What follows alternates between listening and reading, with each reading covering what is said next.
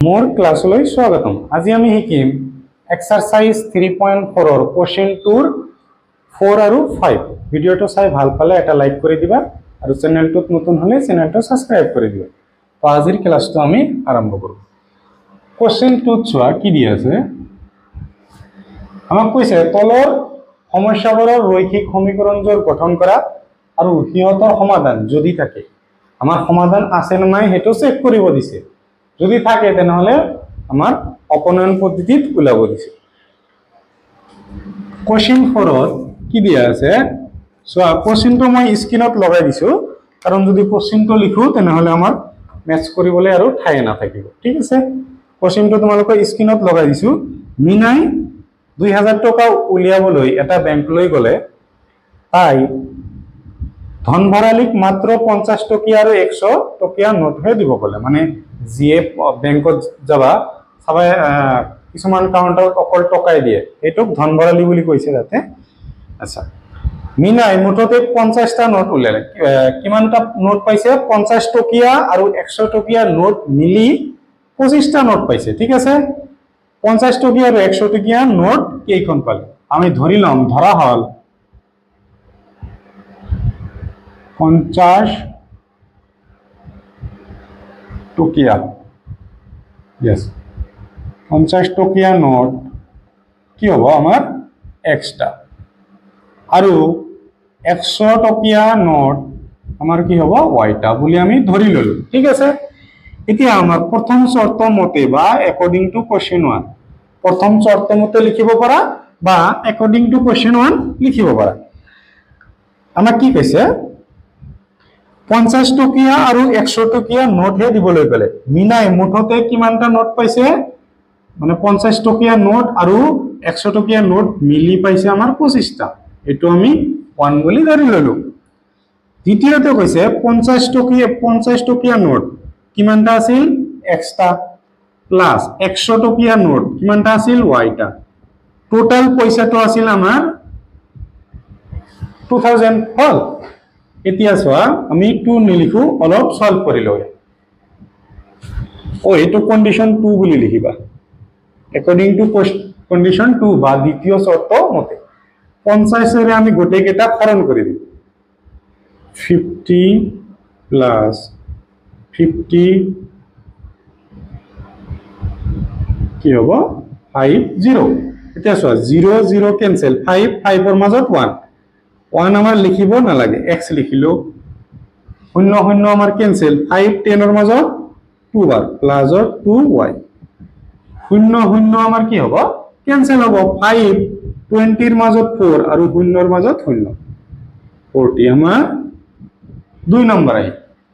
এতিয়া আমি কি কৰিব লাগিব? আমাক কৈছে যে যদি থাকে। ঠিক আছে, আমাৰ চেক কৰিব দিছে কেতিয়া থাকিব সমাধান বিলাক কেতিয়া থাকে? a1/a2 not is equal to যদি b1/b2 not is equal to c1/c2 আৰু a1/a2 is equal to b1/b2 is equal to c1/c2 এটো হয়। এই দুটা হলে আমাৰ সমাধান থাকে। ইয়াতে হ'ব অদ্বিতীয় সমাধান আৰু এটো হল আমাৰ অসীম সংখ্যক সমাধান বা একে সমাধান। ঠিক আছে, তাৰ পিছত আৰু এটা সমাধান নাই কেতিয়া হয়? আমাৰ যদি এইটো হয়। ইয়াতে মই এটা কৈ থাও, এটো কি হয়? কটাকটি কৰা ৰেখা। এটো কি হয়? আমাৰ সমান্তৰাল ৰেখা, আৰু সৰি সমান্তৰাল নহয়, লগ লগা ৰেখা। মানে এটা ৰেখাৰ এটো কটাকটি মানে কি এনেকুৱা ৰেখা। ঠিক আছে, এটো হয় কি লগ লগা, মানে এটা ৰেখা তাৰ ওপৰত ইয়াৰ পৰা আকৌ ইয়াৰ ওপৰেৰে গুচি যাব। আৰু এটো কি হয়? আমাৰ সমান্তৰাল, এনেকৈ সিধা হয় বা এনেকুৱা সিধা হ'ব। এটো আমাৰ ইয়াতে নালাগে, এমসিকিউ হিচাপে আহিব পাৰে, এই কাৰণে কৈ থলো। ঠিক আছে, চেক কৰিম আমি এতিয়া a1/a2 চেক কৰিম। a1/a2 কিমান আছে? আমাৰ 1 নম্বৰ সমীকৰণত x ৰ লগত 1 আছে আৰু 2 নম্বৰ সমীকৰণৰ x ৰ লগত আমাৰ 1 আছে।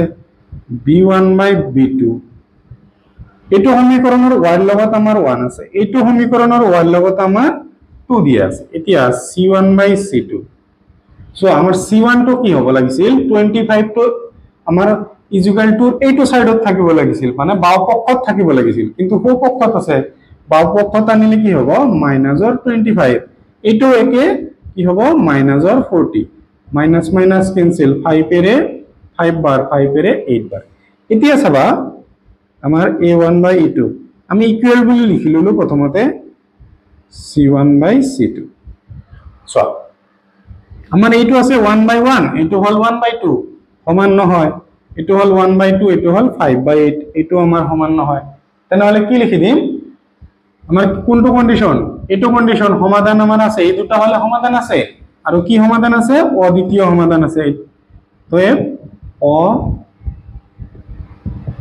অদ্বিতীয় সমাধান আছে অদ্বিতীয় সমাধান আছে ঠিক আছে এতিয়া আমার সমাধান উলিয়াব লাগিব যেহেতু আমার ঠাই নাই আমি গুছাই দিছো তোমালোকে এইখিনি লিখিলো সো সমাধান উলিয়াবৰ কাৰণে আমাক কি কৈছে অপনয়ন পদ্ধতি ব্যৱহাৰ কৰিব দিছে অপনয়ন পদ্ধতিত কি চাব লাগে আমাৰ হলে x নহলে y সহগ চাব লাগে সেম আছে নেকি ইয়াতে x ৰ সহগ আমাৰ একে দি আছে আমি কি কৰিম 1 মাইনাস কৰি দিম 2 তো দেখা না বাবা চাগে 1 মাইনাস আমি 2 কৰি দিম 1 তো আমাৰ লিখা আছে ইয়াতে আমি 2 তো লিখি দিও ইয়াৰ তলত 2y 40 এখিনি গুছাই দিয়া হয় যিখিনি লিখি লৈছা তাৰ পিছত এটোৰ পৰা স্টাৰ্ট কৰিবা ঠিক আছে এটো নহয় এয়াৰ পৰা স্টাৰ্ট কৰিবা প্লাস আছে মাইনাস প্লাস আছে কি হ'ব মাইনাস হ'ব প্লাস আছে মাইনাস প্ৰথমৰ এটো আমাৰ ক্যান্সেল কাৰণ প্লাসৰ x আৰু মাইনাসৰ x ক্যান্সেল যাব ইয়াতে সবা ইয়াতে কি আছে আমাৰ 1 আছে প্লাসৰ 1 মাইনাসৰ 2 এনেকুৱা আছে প্লাসৰ 1 মাইনাসৰ 2 এটা প্লাসৰ দিয়া থাকিলে এটা মাইনাসৰ দিয়া থাকিলে সংখ্যাটো আমাৰ কি কৰিব লাগে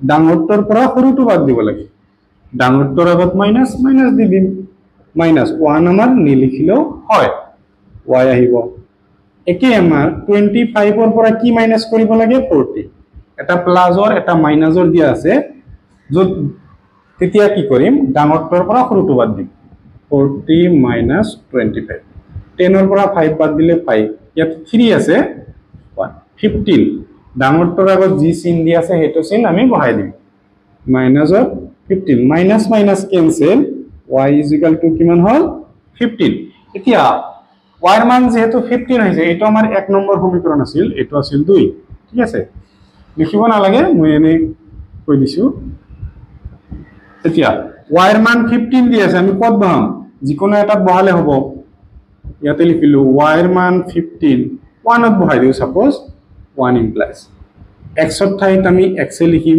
y ঠাইত কি হ'ব আমাৰ 15 হৈ যাব আৰু ইয়াতে আছে আমাৰ 25 সাবা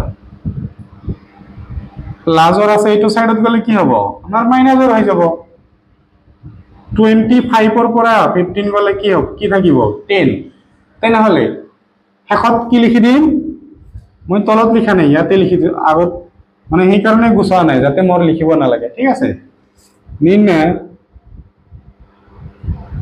নিনে 50 টকীয়া নোট কিমান ধৰিছিল আমি x ধৰিছিল x ৰ মান 10 পালো 10 লিখি দিলো আৰু 100 টকীয়া নোট y ধৰি লৈছিল y কিমান পাইছো 15 15টা হ'ব এখিনি লিখি লবা তাৰ পিছত এই দুটা লিখি দিবা নেক্সট 5ত কি দিয়া আছে আমাৰ কিতাপ ধাৰ লৈ দিয়া এটা লাইব্ৰেৰীত প্ৰথম 3 দিনৰ কাৰণে এটা নিৰ্দিষ্ট মাসুল মানে প্ৰথম 3 দিনৰ কাৰণে এটা ফিক্স টকা দিব লাগে তাৰ পিছত প্ৰতিদিন হিচাপ তাৰ পিছত কি কৰিব লাগে যিমান বেছি ৰাখিবা হিমানে বেছি পইচা দিব লাগে আচ্ছা ৰিতাই এখন কিতাপ 7 দিনৰ ৰখাৰ বাবে মাসুল দিলে 27 আৰু সুচিয়ে এখন কিতাপ 5 দিন ৰখাৰ বাবে মাসুল দিলে 21 আমাৰ নিৰ্দিষ্ট মাসুল আৰু প্ৰতিদিনৰ মাসুল উলাব দিছে আমি ধৰি লও ধৰা হল বা লেট ধৰা হল আমাৰ নিৰ্দিষ্ট মাসুল x টকা হ'ব আৰু প্ৰতিদিনৰ মাসুল মানে প্ৰতিদিন এক্সট্ৰাকে ৰাখিবৰ কাৰণে মাসুল দিব লাগে প্ৰতিদিনৰ মাসুল আমাৰ y টকা ঠিক আছে এটো আমি ধৰি ললো নেক্সট আমাক প্ৰথম চৰ্ত মতে বা অ্যাকর্ডিং টু কোশ্চেন 1 আমাক কি কৈছে যে রিতাই এখন কিতাপ 7 দিন। সো ভালকে চাবা, প্রথম 3 দিনের মাসুল কি হয় আমার এক্স, নির্দিষ্ট মাসুল বা এনেকৈ লিখিব পাৰা প্ৰথম 3 দিনেৰ মাসুল। ঠিক আছে, প্ৰথম 3 দিনেৰ কাৰণে কি এক্স টাকা, তেনেহলে 7 এৰ পৰা কি মাইনাস কৰিব লাগিব 3 মাইনাস কৰিব লাগিব, কিমান হ'ব 4। আচ্ছা, প্ৰথম 3 দিনেৰ কাৰণে ফিক্স টাকা কিমান এক্স টাকা, তাৰপিছত 4 দিনের কারণে প্রতিদিনের কারণে কি হয় ওয়াই দিব লাগে, 4 দিনের কারণে দিব লাগিব কিমান টাকা দিছে 27, এইটো আমার 1 2 2 আমার কি হ'ব অ্যাকর্ডিং টু কোশ্চেন। শশীয়ে কিমান দিন রাখিছে 5 দিন রাখিছে, তেনেহলে প্রথম 3 দিনের কারণে x টাকা দিলে তাৰপিছত বাকি থাকিল কিমান 2 দিন, 2 দিনের কারণে y টাকা দিব আর দুটা প্লাস করি কিমান হয় আমার 21 হ'ব। ইয়াৰ পৰা আমি কি উলিয়াম a1 বাই a2 উলিয়াম, b1 বাই b2 উলিয়াম, c1 বাই c2 উলিয়াম। চাও x এর লগত কি দি আছে 1, x এর লগত মনে মনে 1, 1 বাই আমার কি হ'ব 1 হ'ব। b1 বাই b2 কি দি আছে 4 বাই 2, 2 2 এর মাজত একবার কিমান বার যাব 2 বার যাব 2 বাই 1। c1 বাই c2 সো এইটো চাবা প্লাসৰ মানে এইটো সাইডত আছে আমাৰ থাকিব লাগিছিল বাও ফালে থাকিব লাগিছিল প্লাস আছে, তেনেহলে মাইনাস হ'ব, এইটো একে আমাৰ মাইনাসৰ হৈ যাব, মাইনাস মাইনাস ক্যান্সেল। আমি 3 ৰে কাটিলে কিমান হ'ব 3 9 যা 27 আৰু 3 7 যা আমাৰ হ'ব 21। এতিয়া চাম আমি a1 বাই a2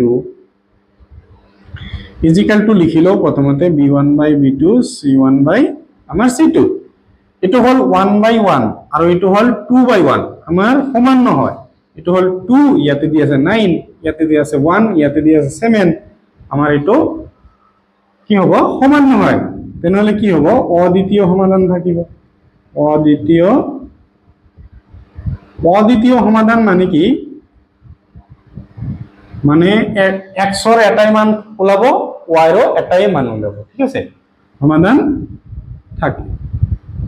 এতিয়া আমি কি কৰিম সমাধান কৰিম, তোমালোকে এইখিনি লিখি লোৱা সমাধান কৰিম। এতিয়া আমি কি পদ্ধতিত সমাধান কৰিম আমি অপনয়ন পদ্ধতিত সমাধান কৰিম। অপনয়ন পদ্ধতিত আমাৰ চাব লাগে কি যে x আৰু x নাইবা y যিকোনো এটাৰ সহগ আমাৰ একে আছে নেকি, সো আমাৰ দুটাৰে সহগ একে আছে x এৰ ইয়াতে 1 ইয়াতে 1, আমি কি কৰিম 1 এৰ পৰা জাস্ট 2 মাইনাস কৰি দিম 1 মাইনাস 2, যিখিনি লিখি লৈছা তাৰ পৰা লিখাৰ পিছত ইয়াৰ পৰা স্টাৰ্ট কৰিবা, ঠিক আছে। মাইনাস কৰিছো প্লাস মাইনাসে মাইনাস, প্লাস মাইনাসে মাইনাস, প্লাস মাইনাসে আমাৰ কি হ'ব মাইনাস, x এৰ পৰা x মাইনাস কৰিলে আমাৰ 0,